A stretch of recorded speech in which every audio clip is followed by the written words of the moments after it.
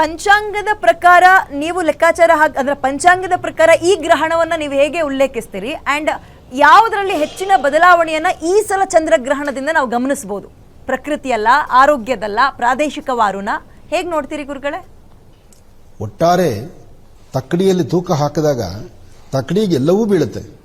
ಆರೋಗ್ಯ ಇರುತ್ತೆ, ವ್ಯವಹಾರ ಇರುತ್ತೆ, ಆರ್ಥಿಕ ಪರಿಸ್ಥಿತಿ, ಕುಟುಂಬದಲ್ಲಿ ಬಂದಕ್ಕಂಥ ಲಾಭ ನಷ್ಟಗಳು, ಎಲ್ಲಕ್ಕಿಂತ ಮುಖ್ಯವಾಗಿ ದೇಶದಲ್ಲಾಗುವಂತಹದ್ದು, ಪ್ರಕೃತಿಯಲ್ಲಿ ನಡೆಯುವಂತಹ ವಿಸ್ಮಯಗಳು ಎಲ್ಲವೂ ಸೇರುತ್ತೆ. ಗ್ರಹಣ ಅಂದ್ರೆ ಒಂದಕ್ಕೆ ಪ್ರತ್ಯೇಕ ಅಲ್ಲ, ಅಥವಾ ಗ್ರಹಣದಿಂದ ಅನುಕೂಲ ಅಂತಲ್ಲ.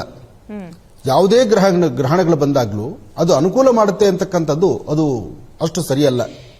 ಗ್ರಹಣ ಅಂತಲೇ ಅದು ಸಮಸ್ಯೆಗೆ ಈಡಾಗುವಂಥದ್ದು, ಸಮಸ್ಯೆ ತಂದೊಡ್ಡುವಂಥದ್ದು, ಯಾವುದೋ ಒಂದು ಇಕ್ಕಟ್ಟಿಗೆ ನಮ್ಮನ್ನು ಸಿಕ್ಕಿಸುವಂಥದಕ್ಕೆ ಗ್ರಹಣ ಅಂತ ಹೇಳ್ತಾರೆ. ಆದರೆ ನಭೋಮಂಡಲದಲ್ಲಿ ಕೌತುಕಗಳು ಇವೆಲ್ಲ ನಡೀತಿರುತ್ತೆ. ಗ್ರಹಣಗಳು ಆಗಿಂದಾಗ್ಲೇ ಆಗ್ತಾನೆ ಇರುತ್ತೆ.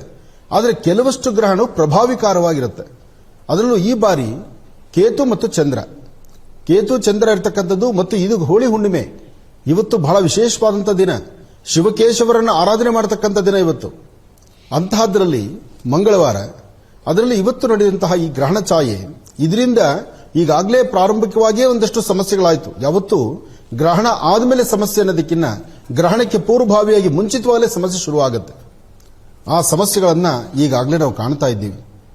ಈಗಾಗಲೇ ಹೊರದೇಶಗಳಲ್ಲಿ ಆಗ್ತಾ ಇರತಕ್ಕಂಥದ್ದನ್ನು, ಒಂದು ಕಡೆ ಅಗ್ನಿಮಳೆ ಅಂತ ಹೇಳ್ಬೋದು, ಒಂದು ಕಡೆ ಅನಾಹುತಗಳಾಗ್ತಾ ಇದೆ, ಒಂದು ಕಡೆ ಜೀವಗಳು ಕಳ್ಕೊಳ್ತಾ ಇದ್ದಾರೆ. ಎಲ್ಲಕ್ಕೂ ಮುಖ್ಯವಾಗಿ ನಮ್ಮ ಭಾಗಗಳಲ್ಲಿ ನೋಡಿದ್ರೆ ಸಾಕಷ್ಟು ಅನಾಹುತಗಳಿಗೆ ದಾರಿ ಆಗ್ತಾ ಇದೆ. ಹಾಗಾಗಿ ಈ ಪ್ರಕೃತಿಯಲ್ಲಾಗುವಂತಹ ಬದಲಾವಣೆಗಳು, ಪ್ರಕೃತಿ ಮೇಲೆ ನಡೆಯುವಂತಹ ಗದಾಪ್ರಹಾರಗಳು, ಇದೆಲ್ಲವನ್ನು ನೋಡಿದಾಗ ಅದಕ್ಕೆ ಸಂಬಂಧಪಡ್ತಕ್ಕಂಥ ರೀತಿ ಒಂದಷ್ಟು ಅನುಷ್ಠಾನಗಳನ್ನ ಈಗಾಗಲೇ ದೇವಾಲಯಗಳಲ್ಲಿ ಜಪತಪಗಳನ್ನು ಮಾಡುವಂತ ರೀತಿಯಲ್ಲಿ ಸಾಕಷ್ಟು ಜನ ವಿದ್ಯಾವಂತರು ಅದರ ಮೇಲೆ ಯೋಚನೆ ಮಾಡುತ್ತಿದ್ದಾರೆ, ನಡೆಸ್ತಾ ಇದ್ದಾರೆ. ಸರಿ ಗುರುಗಳೇ, ಈಗ ಚಂದ್ರನನ್ನ ಮನೋಕಾರಕ, ಜಲಕಾರಕ ಅಂತ ನೀವು ಹಲವಾರು ಬಾರಿ ಚಂದ್ರನ ವಿಚಾರ ಬಂದಾಗ ಪ್ರಸ್ತಾಪ ಮಾಡ್ತಾ ಇರ್ತೀರಿ. ಅಂಡ್ ಗ್ರಹಣ ಅಂತ ಬಂದಾಗ ಡೆಫಿನೆಟ್ಲಿ ಅಶುಭ ಸುದ್ದಿಗಳನ್ನು ಕೂಡ ಕೇಳಿಸ್ಕೊಳ್ತಾ ಇರ್ತೀವಿ ಅಂತಲೂ ಹೇಳ್ತಾ ಇರ್ತೀರಿ. ಈ ಚಂದ್ರಗ್ರಹಣದ ಸಂದರ್ಭದಲ್ಲಿ ಮನೋಕಾರಕನಾದ ಚಂದ್ರ ಬೀರುವಂತಹ ಪ್ರಭಾವಗಳನ್ನ ನಮ್ಮ ಸ್ಥಿಮಿತದಲ್ಲಿ ನಮ್ಮ ಮನಸ್ಸನ್ನು ನಾವು ಇಟ್ಕೊಳ್ಳೋಕೆ ಯಾವ ರೀತಿಯ ಪರಿಹಾರಗಳನ್ನ ನಾವು ಕಂಡುಕೋಬೇಕಾಗುತ್ತೆ? ಕೆಲಸಕ್ಕೆ ಹೋಗೋ ಮಕ್ಕಳಾಗಿರ್ಬೋದು, ಹೆಣ್ಮಕ್ಳಾಗಿರ್ಬೋದು, ವಯಸ್ಸಾಗಿರೋರಾಗಿರ್ಬೋದು, ಕಾಯಿಲೆ ಬಂದವರಾಗಿರ್ಬೋದು. ಸೊ ಮನಸ್ಸನ್ನ ಸ್ಥಿಮಿತದಲ್ಲಿ ಇಟ್ಕೊಳ್ಳೋಕೆ ನಾವು ಮಾಡಬೇಕಾಗಿರೋದು ಏನು?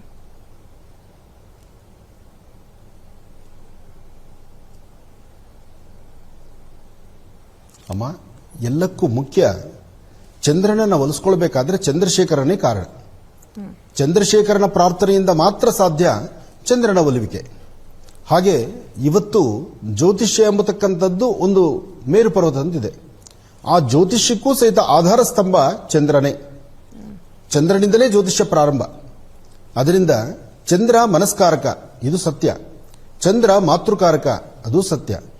ಹಾಗಾಗಿ ಮನಸ್ಸಿನ ಮೇಲೆ ಬೀಳುವಂತಹ ಗದಾಪ್ರಹಾರಗಳನ್ನು ಅಥವಾ ಮನಸ್ಸಿನ ಮೇಲೆ ಉಂಟಾಗ್ತಕ್ಕಂಥ ದುಷ್ಪರಿಣಾಮಗಳನ್ನು ನಾವು ಆದಷ್ಟು ಅದನ್ನು ಸಡಿಲಗೊಳಿಸಿ ಅದರಿಂದ ತೊಂದರೆ ಬರದಂತ ರೀತಿ ನಾವು ನೋಡ್ಕೊಳ್ಬೇಕಾದ್ರೆ ಸರ್ವವೂ ಸಹಿತ ಶಿವಮಯ ಅಂತ ಹೇಳಿ ಶಿವನಿಗೆ ನಾವು ಮೊರೆ ಹೋಗ್ತಕ್ಕಂಥದ್ದು, ಒಂದಷ್ಟು ಜಪ ತಪ ಅನುಷ್ಠಾನಗಳನ್ನು ಮಾಡತಕ್ಕಂಥದ್ದು, ಎಲ್ಲಕ್ಕಿಂತ ಮುಖ್ಯವಾಗಿ ಋಣವನ್ನೇ ತೀರಿಸಲಿಕ್ಕಾಗದಿರತಕ್ಕಂತಹದ್ದು ಮಾತಾಪಿತೃಗಳು. ಇದನ್ನು ಚೆನ್ನಾಗಿ ಅರ್ಥ ಮಾಡ್ಕೋಬೇಕು.